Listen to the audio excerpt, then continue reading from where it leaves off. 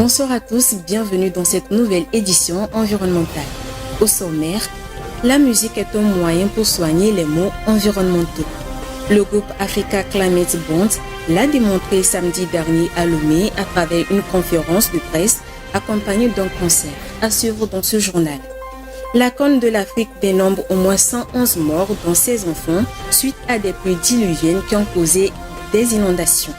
Et plus l'augmentation de la température peut déclencher l'effondrement des écosystèmes fragiles et causer la disparition des animaux. Plus d'explications dans un instant.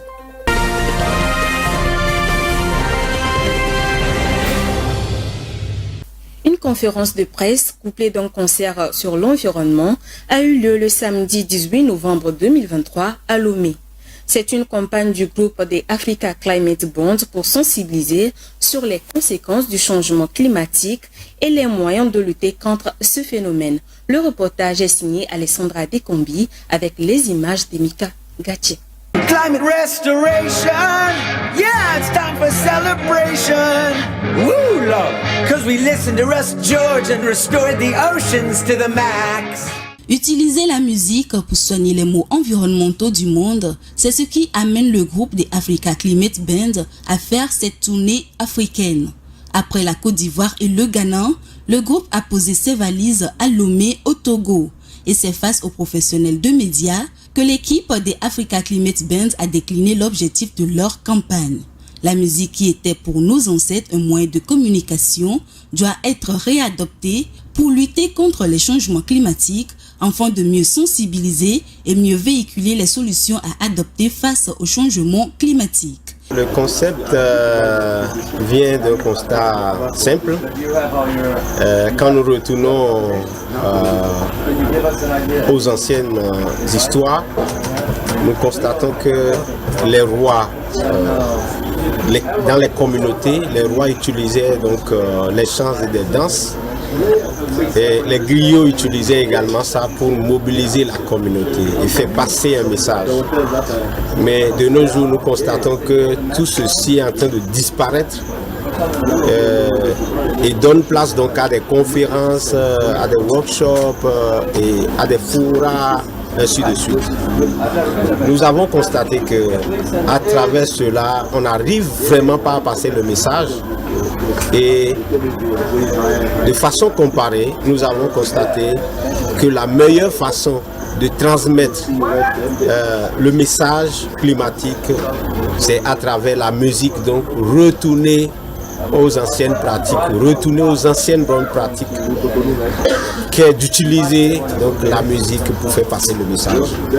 Et utiliser la musique pour faire passer et révéler les solutions climatiques des peuples autochtones.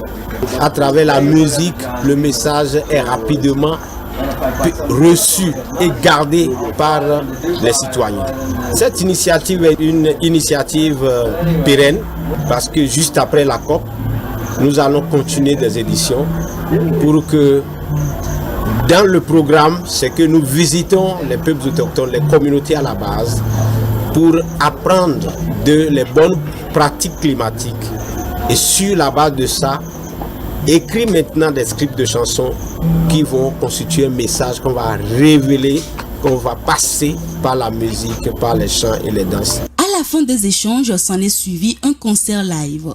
Africa will be the leader in the climate solution today.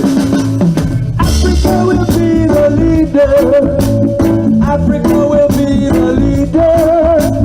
Africa will be the leader in the climate solution today. Après cette étape du Togo, c'est le tour du Bénin. L'apothéose de cette campagne sera le Big African Climate Solutions Concert à la COP28 à Dubaï en décembre 2023. Get it if you really want. Oh, get it if you really want. You can get it if you really want, but you must try, try, try, try, try. Le changement climatique poursuit ses effets dévastateurs sur les économies africaines. Au Togo, les aléas climatiques ont entraîné une perte de productivité de 26 milliards de francs CFA, soit 1,23% du PIB. Cette situation alerte les autorités du pays. Plus de précisions dans le commentaire qui suit.